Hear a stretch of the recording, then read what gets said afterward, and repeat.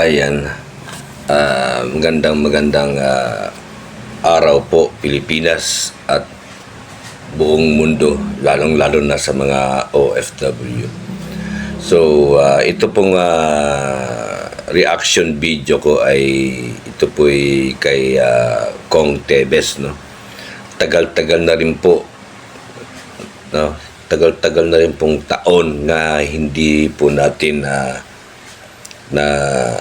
na i-vlog itong si Kong Tevez, pero sa ngayon po ay alam naman po ng buong mundong pabagsak na ng pabagsak ang rating, no, ang rating ni BBM, no. So ito po, gumagawa po sila ng ingay na naman, kaya ginagawa na nila ng paraan paano makauwi itong si Kong Tevez.